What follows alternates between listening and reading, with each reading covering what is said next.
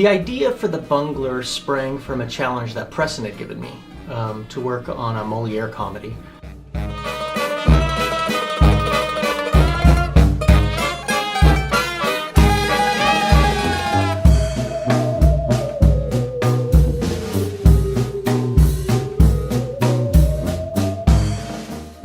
I started by reading as much Molière as I could get my hands on. I started with some of his more mainstream stuff, like The Misanthrope and Tartuffe, School for Wives, even The Imaginary Invalid, and then moved on to some of his lesser produced work like Scapin.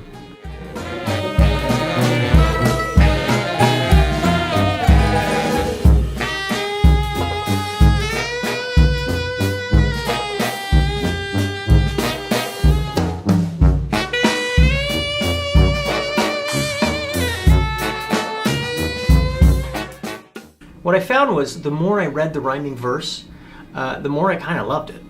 I even found that, some of the humor and the comedy comes in the creative wordplay, especially in the Wilbur translations.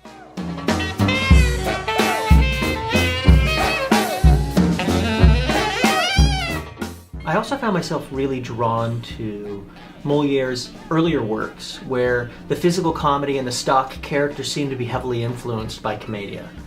When I mentioned those two sort of competing ideas to Preston, he recommended the Bungler, which seemed to be the perfect fusion of that classical commedia influence and the extremely creative wordplay. Once we had decided on the Bungler and done the traditional script analysis, the big question was about the world of the play.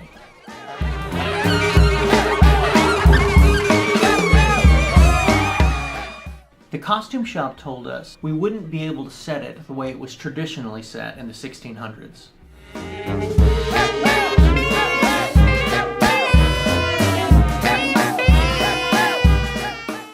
So the designers and I had to come up with another world to set the play in. One that was appropriate to the story. I mean, this is a story with indentured servants and gypsies, where the people speak in rhyming couplets. So it felt like it had to be set someplace really specific. We started tossing around ideas.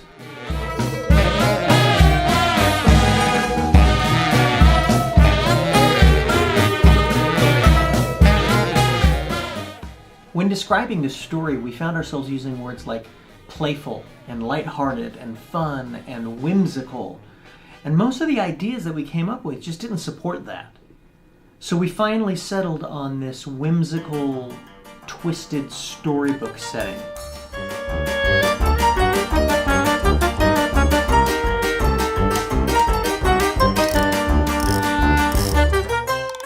One of the best ways I've found to communicate with designers about the world of the play is by sharing images, creating image galleries, emailing back and forth. The internet has made that so much easier than it used to be, that it's something you can do from your home computer.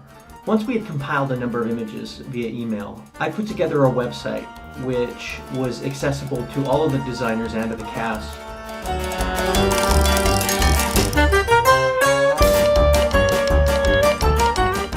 The website not only had individual image galleries for each character, but also a little historical information of the commedia character that they were based on. The dramaturgical website was extremely helpful. I looked at it almost every day just to keep getting ideas about the character.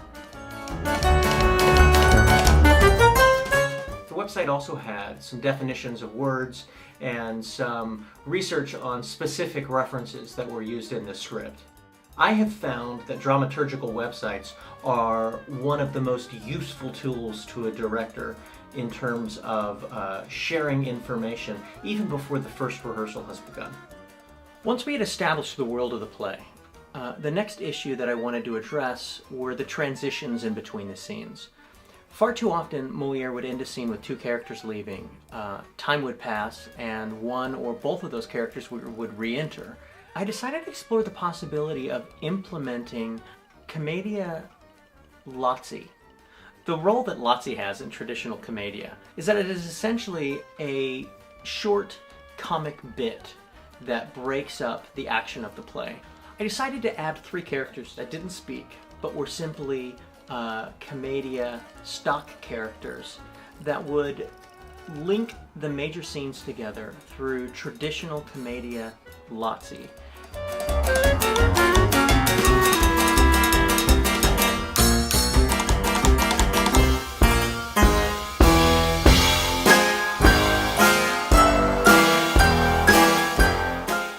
We started rehearsals for the Bungler with one of my favorite parts of the rehearsal process, table work.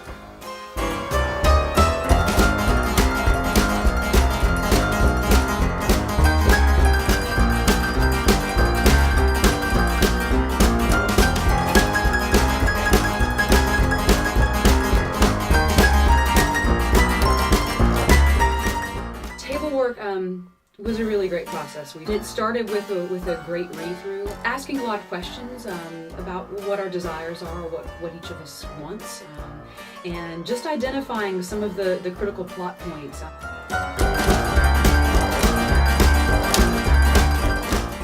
Table work, we went around and we each just talked a little bit about what our characters wanted and why they were in this story and how they were going to get it in their relationship to other characters.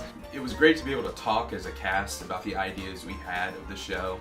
We did this thing, the personal ad.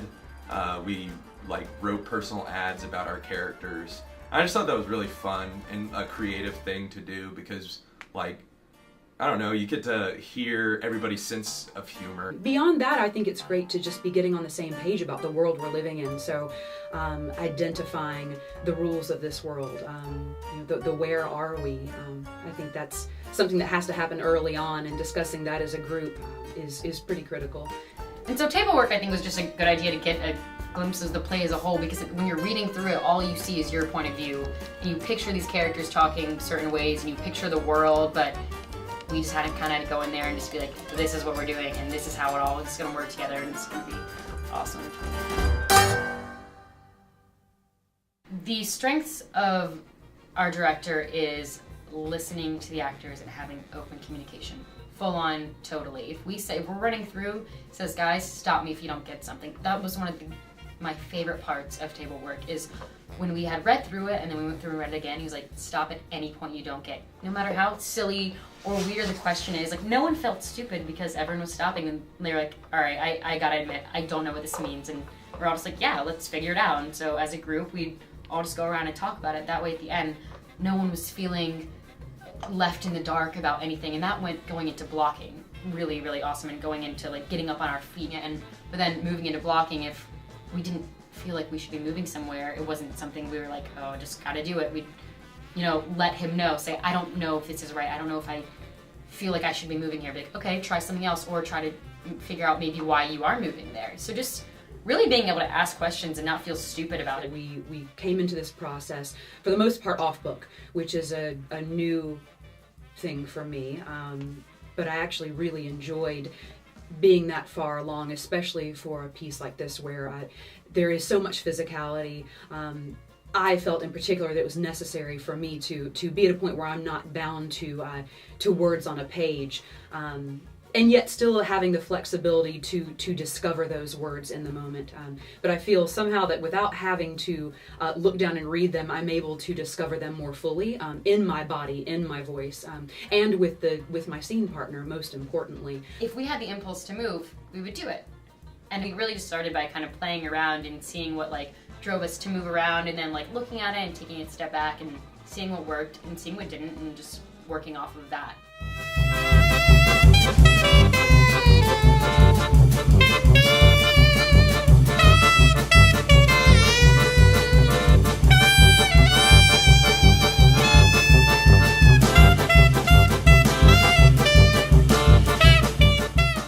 What's really worked is being able to play and with the other characters and discovering things. It's not also being able to talk with the director about why the character's doing it and say, all right, hold on, stop, I don't get this, versus just plowing ahead and just oh, I'll figure it out. Just addressing it then and there. Why am I doing this? Why am I moving here? Hold on. I love being able to collaborate with the director. He thrives off people having ideas.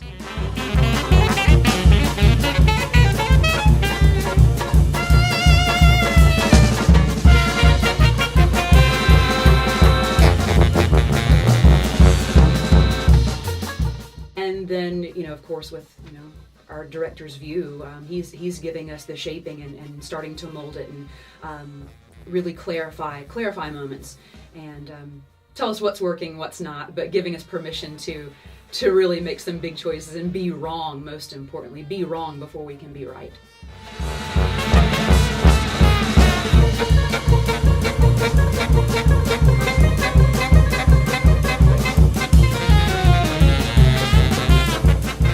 One thing that's really changed for me over the last 2 years of grad school is the amount of time I spend doing scene work, working scenes on their feet.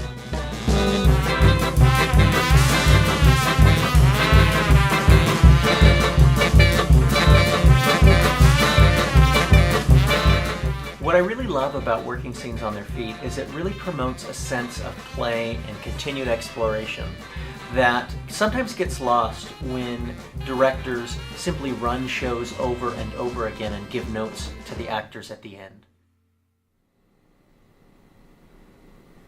I just realized that 25 years ago exactly, I did my first play as an actor. And even after 25 years of working in theater on one level or another, it never fails that I get excited about tech. Because the days of tech are the days where this silly little thing that you've been working on with a bunch of actors playing pretend in a rehearsal space starts to become a play. It starts to become a production. Tech days are long. Tech days are hard. It takes a lot of focus and a lot of energy. And it's exhausting. But it never fails to give me goosebumps.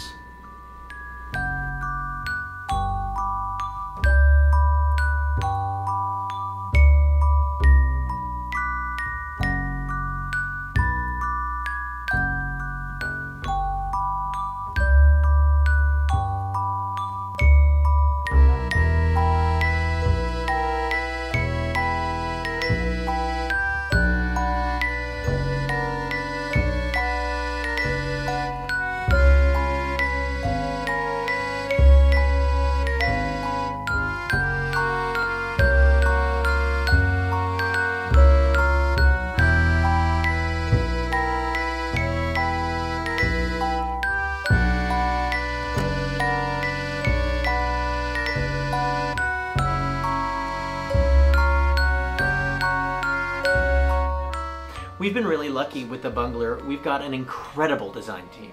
Emma's set design is amazing. Tom's lighting design is beautiful.